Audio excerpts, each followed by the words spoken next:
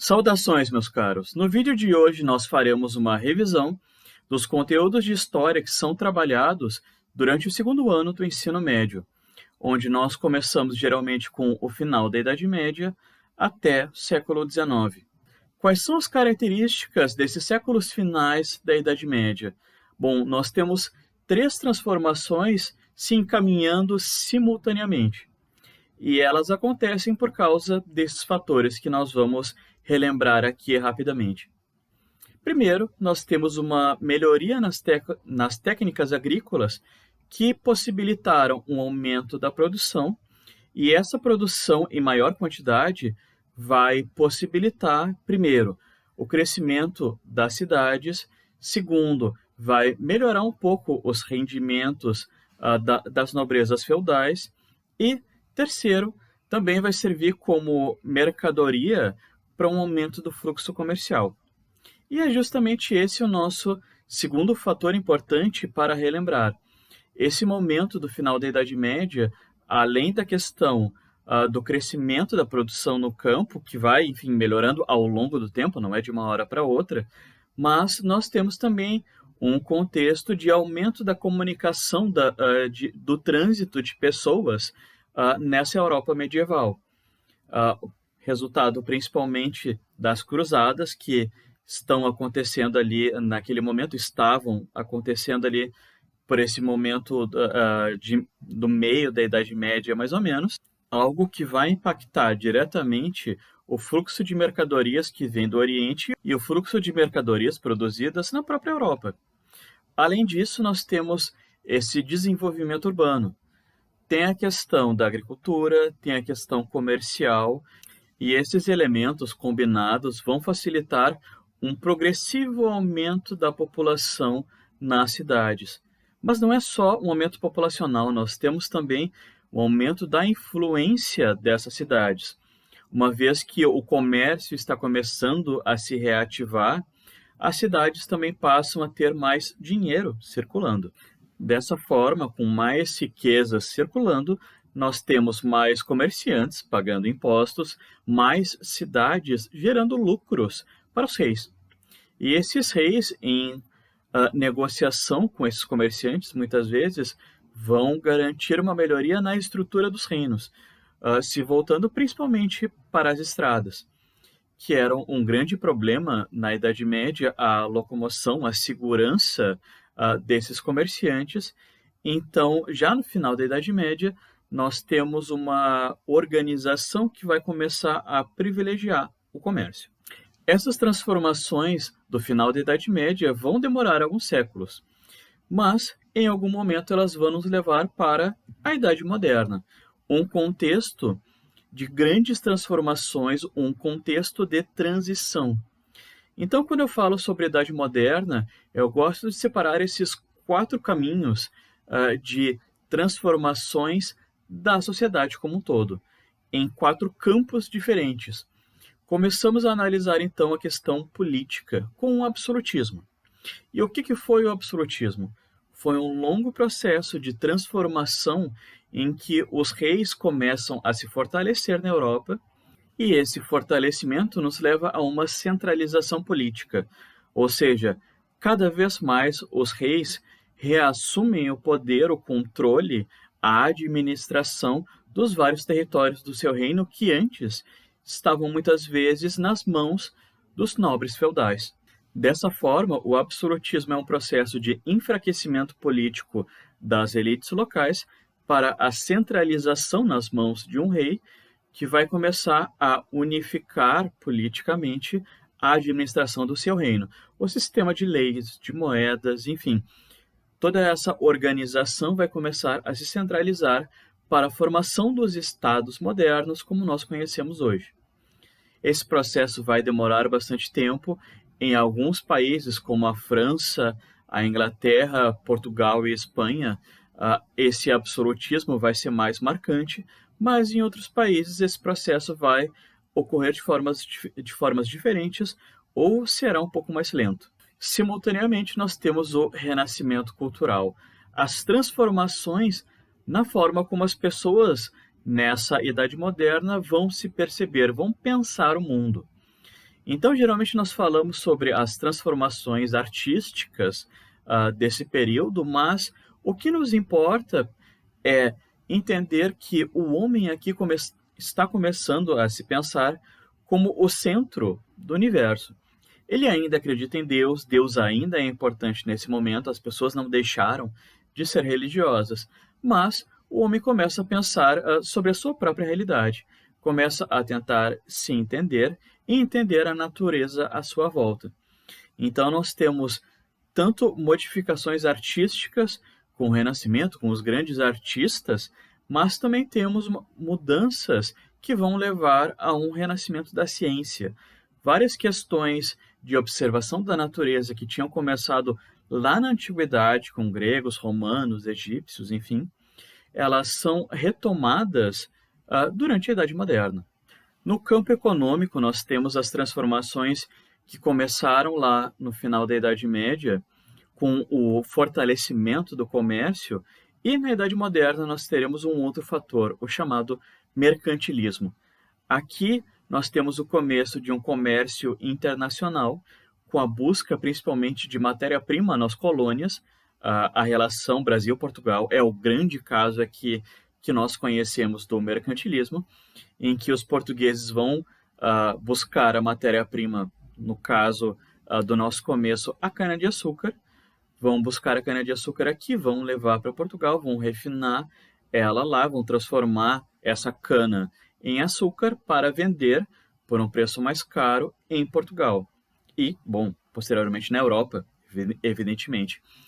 Então nós temos uma transformação do comércio em caráter internacional, ao mesmo tempo que essa lógica de obter mercadorias baratas e vender mais caro no comércio europeu, principalmente, vai começar a se estabelecer. Essa lógica mercantilista, essa lógica que começa a pensar numa questão do lucro de forma mais clara, se consolida durante a Idade Moderna.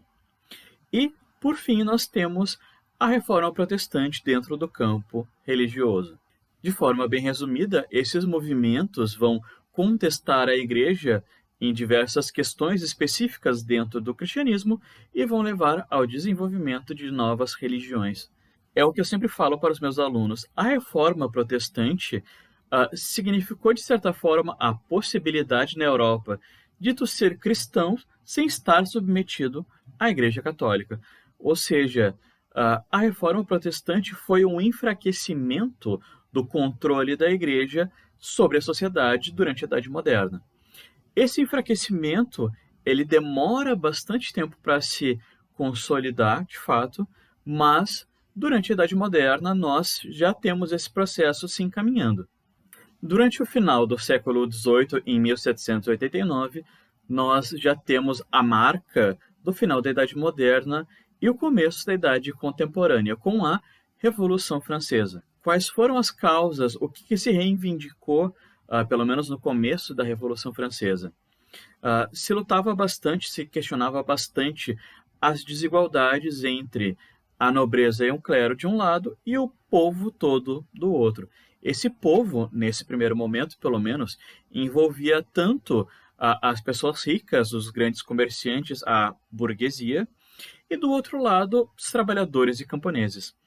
Todos eles tinham que pagar impostos, tinham que se submeter às vontades do rei e da nobreza, enquanto os nobres e o clero tinham vários privilégios, não pagavam impostos, tinham as suas influências dentro do governo, enfim. Esses são os grandes motivos que acabam juntando o povo e a burguesia. Nós temos também algumas reivindicações mais específicas da burguesia, que vem do desejo de liberdades comerciais. Essa burguesia quer ter mais liberdade para o controle dos seus preços, para negociar com comerciantes de diferentes regiões, e nesse momento o governo interferia diretamente nessas decisões tomadas pelos comerciantes. E por último, de forma mais imediata, nós temos na França, desse final do século XVIII, uma série de crises econômicas que vão mobilizar principalmente a população mais pobre, que vai sofrer muito mais com essas crises. Então, esse contexto todo vai acabar unindo, no começo, na primeira fase da Revolução Francesa, tanto os trabalhadores mais pobres quanto a burguesia. A burguesia consegue, principalmente através da Declaração dos Direitos do Homem e do Cidadão, atender aos seus interesses na área econômica e política. Conseguem liberdade comercial, conseguem com o tempo fazer com que todos paguem impostos e isso acaba diminuindo o peso sobre a burguesia, conseguem espaço para participação no governo ao longo do tempo e acabam, nessa primeira fase da Revolução, controlando o governo. O rei ainda existe, ele ainda está vivo, mas ele está submetido basicamente às vontades da burguesia. As coisas começam a mudar quando a França começa a ser atacada de forma mais direta em uma guerra contra reinos vizinhos que estão preocupados com essa mobilização popular na França. E esse contexto de caos político, invasões externas, contestações dentro da própria revolução, acabam fragmentando os revolucionários, fazendo com que de um lado nós tenhamos os girondinos, um grupo ligado à grande burguesia, que vai defender uma estabilidade, vai dizer, olha, vamos com calma, vamos reorganizar as coisas aqui, a gente está indo longe demais. E do outro lado nós tínhamos os jacobinos, a ala mais radical, ligada à população mais pobre, que acaba tomando o controle da revolução. Começando assim a fase mais radical, em que nós teremos ao mesmo tempo várias medidas de apoio à população mais pobre, de proteção à população mais pobre, dentro do caos econômico que estava naquele contexto. Ao mesmo tempo nós teremos o terror político, quando várias pessoas começam a ser perseguidas, acusadas de serem traidoras da Revolução e acabam sendo executadas. E é justamente esse lado do terror que acaba possibilitando que os girondinos tirem essa ala radical dos jacobinos do poder e voltem a administrar o governo revolucionário. Então, essa é a última fase da Revolução Francesa, em que a burguesia vai tentar reorganizar os processos revolucionários, vai tentar controlar a população mais pobre, que ainda estava agitada, e, ao mesmo tempo, lidar com a guerra. Nessa situação toda, com todas essas dificuldades, essa liderança girondina acaba colocando Napoleão Bonaparte, um grande general que estava se destacando nas lutas de defesa da França, acabam colocando ele no poder. E assim, nós temos progressivamente o fim dos governos revolucionários e o começo da centralização política da ditadura de Napoleão Bonaparte, acabando assim com a Revolução Francesa. Depois de Napoleão Bonaparte, nós temos a volta da monarquia, a França acaba perdendo os seus territórios que tinham se expandido ao longo do governo de Napoleão, mas o que fica da Revolução Francesa?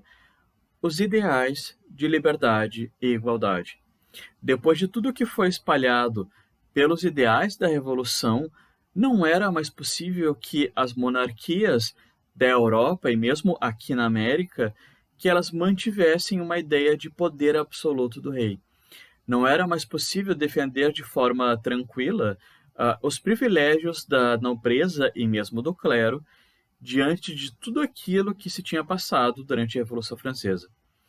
Então, esses ideais, tudo que foi construído durante o momento revolucionário, não alterou só a forma dos franceses pensarem a política, mas isso vai chegar até mesmo aqui no Brasil, com o caso, por exemplo, da Inconfidência Mineira.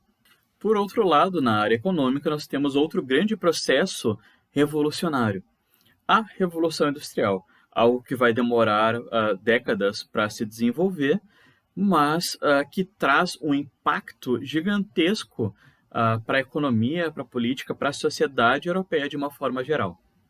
Bom, a Revolução Industrial começa na Inglaterra e a partir desse passo a passo aqui a gente consegue entender tanto o começo da industrialização quanto o começo do capitalismo. Então o capitalismo ele não existe desde sempre, ele é uma construção que começa no século XVII, XVIII e se consolida no século XIX. E eu explico esse caminho da industrialização a partir de 5 passos, pensando no caso da Inglaterra, que foi o berço da industrialização. Bom, o primeiro passo fundamental para a industrialização é a acumulação de capital. Nós precisamos de recursos para a construção dessas fábricas, né? E quais são os rumos dessa acumulação inicial de capital? Por um lado, nós temos uma nobreza rural que começa a se aproveitar, a acumular terras e melhorar a sua produção, como a gente vai falar daqui a pouco. E por outro lado, nós temos grandes comerciantes que começam a se aproveitar dessas rotas comerciais na Europa e também da expansão colonial da Inglaterra. Nos voltando para o campo, nós temos o processo de enriquecimento da nobreza. E como isso vai acontecer? Durante o momento chamado de cercamento, essa nobreza vai começar a tomar terras que antes eram de direitos comunitários dos camponeses e começam a fazer grandes produções rurais ali. Com isso, vários camponeses foram expulsos das suas terras e essa nobreza passa progressivamente a relacionar a terra com obtenção de lucros. Eles deixam de ter aquela relação própria da Idade Média, de relação de troca de favores do sistema feudal, em que os camponeses vão trabalhar para os nobres em troca do direito à terra. Eles vão dizer, olha, chega disso. Eu quero minha terra para ter lucro, então, camponês, se tu quer trabalhar para mim, vai ser em troca de um salário. Eu vou usar a minha terra para ganhar dinheiro e dou uma parte desse dinheiro para tu trabalhar para mim. E assim começa o capitalismo. Ele começa no campo. Essa nobreza vai começar a enriquecer cada vez mais, nos levando ao terceiro passo, a construção dessas fábricas. Então, essa nobreza cada vez mais rica, junto com alguns comerciantes que vão enriquecer pelo processo de colonização das rotas comerciais inglesas, vão ter condições de construir essas primeiras fábricas nas cidades. No campo, nós temos o êxodo rural, ou seja, esses camponeses que foram expulsos ou que não quiseram mais trabalhar para os nobres em troca de um salário, eles acabam indo para a cidade buscando melhores condições de vida. Chegam lá e acabam se deparando com um trabalho explorador nas indústrias. Porque, enfim, não existia a ideia de salário mínimo, por exemplo, não existia a ideia de direitos trabalhistas. Então, essa mão de obra do começo da industrialização, ela era explorada a todo custo pelos burgueses. Os lucros dessas fábricas vão servir dentro da lógica capitalista para aumentar a produção, para aumentar os lucros da burguesia. E esse é o fluxo industrial capitalista que nós teremos até o século XX. Vamos nos voltar agora um pouco para o contexto brasileiro. Essas transformações que a gente vai ter no Brasil durante o século XIX, principalmente. Então, no começo da história do Brasil, os portugueses começam a colonização, a exploração das riquezas brasileiras, principalmente a questão da cana-de-açúcar, que por muito tempo foi a base da exploração no Brasil, e toda a sociedade organizada pelos portugueses no Brasil era voltada para esse processo de extração das riquezas brasileiras que eram enviadas para Portugal. Essa era a lógica das relações Brasil-Portugal, essa era a lógica que organizava a economia, a política e a sociedade no Brasil por séculos. Até que, no século XVIII, nós começamos a ter o desenvolvimento de uma elite que começa a pensar nas vantagens das riquezas que eram produzidas no Brasil ficarem no Brasil. A Inconfidência Mineira é o grande exemplo que nós temos na nossa história de movimentos de contestação a essa autoridade de Portugal. Tivemos vários movimentos menores ao longo do período colonial no Brasil, mas o símbolo é a Inconfidência Mineira. Até que, no começo do século XIX, em 1808, a coroa portuguesa, fugindo das invasões de Napoleão, que estão acontecendo lá depois da Revolução Francesa, como a gente acabou de ver, eles acabam chegando no Brasil em 1808. Então, a partir desse momento, o Brasil passa a ser o centro do Império Português. Nesse contexto, o Brasil Nesse contexto, momentaneamente, o Brasil deixou de ser uma colônia. A coroa portuguesa passa a investir na organização política, na sociedade, construir escolas, teatros, enfim, para atender aos seus interesses, ao interesse da nobreza, das elites, mas a gente tem nesse momento, sim, um processo de desenvolvimento da estrutura econômica, social, política no Brasil. Essa elite brasileira estava começando a ver as vantagens de ter mais influência política, de ter mais liberdade comercial, até que, em 1821, a coroa acaba voltando para Portugal e os portugueses acabam exigindo a volta do status do Brasil enquanto colônia. Vamos parar com toda essa liberdade, isso está tirando os lucros de Portugal, então vamos voltar a como era antes de 1808. Essa elite, obviamente, acaba ficando insatisfeita com essa situação e acabam se aliando a um nobre que tinha ficado aqui no Brasil, um português, descendente da coroa portuguesa, Dom Pedro. Então, nesse processo de descontentamento, nessa ligação com esse nobre português, nós temos o processo de independência do Brasil em 7 de setembro de 1822, que foi basicamente uma aliança entre esse grupo, essa elite econômica no Brasil, com Dom Pedro I, que começou a ver vantagem em ficar no Brasil e ter o reino para chamar de seu. Então, o primeiro momento da história do Brasil Império, durante o primeiro reinado, é justamente a separação desse casamento.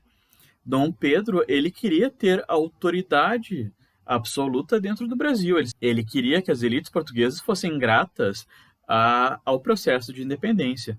Mas o que essa elite brasileira queria era justamente mais liberdade. Eles queriam uma participação efetiva no governo brasileiro e queriam liberdade econômica para poder negociar à vontade. Essas tensões acabam enfraquecendo a autoridade de Dom Pedro I no Brasil e, se aproveitando de uma luta interna pelo poder lá em Portugal, Dom Pedro I acaba abdicando do trono no Brasil e voltando para Portugal, o que deixa o trono vazio. Bom, a ordem pela lei brasileira é que o sucessor do trono, o herdeiro legítimo, assumisse, o Pedrinho. O problema é que o Pedrinho, o filho de Dom Pedro, ele era muito novo, ele tinha 5 anos de idade. Como ele não tinha uma idade mínima para assumir, começa no Brasil o chamado período regencial. É um momento bastante complicado na história do Brasil Império, em que nós teremos uma luta entre, de um lado, esses regentes que vão tentar centralizar o poder, que vão, às vezes, ter uma postura bastante autoritária em relação ao controle das províncias, e, por outro lado, nós temos uma elite provincial que vai querer mais liberdade, que vai querer pagar menos impostos, que vai querer que o poder central proteja, dê certos privilégios para as suas produções. Então é o contexto da Revolução Farroupilha, da Balaiada, da Sabinada, de várias revoltas em vários pontos do Brasil. Essas revoltas tiveram causas bem específicas, mas estão dentro de um contexto geral de contestação ao poder central. Essas tensões políticas e sociais no Brasil vão fazer com que uma parte dessa elite política acelere o processo de sucessão do trono. E assim, nós temos o começo do segundo reinado, com Dom Pedro II assumindo o governo do Brasil com seus 15 anos, no chamado golpe da maioridade. Então, o que acontece de importante no segundo reinado? É o momento das lutas de intensificação das lutas abolicionistas, as lutas pelo fim da escravidão no Brasil. Elas já existiram antes, sim, mas no segundo reinado elas são intensificadas. Junto com isso, nós temos na área econômica a ascensão da elite cafeeira na política brasileira. O café passa a ser o grande produto de exportação do Brasil, então essa elite cafeicultora começa a ter grande espaço na política brasileira. Então, somando essa ascensão política dos cafeicultores com o fim da escravidão em 1888, a coroa brasileira, na cabeça de Dom Pedro II, não consegue mais se sustentar. Nós temos um movimento que acaba aliando os militares com essas elites republicanas no Brasil, voltadas ali principalmente para São Paulo e Rio de Janeiro, tendo assim o fim do Brasil Império. Então, pessoal, esse foi o nosso resumo de mais de 800 anos de história do Brasil e do mundo. Nos vemos nos próximos vídeos. Bons estudos. Abraço.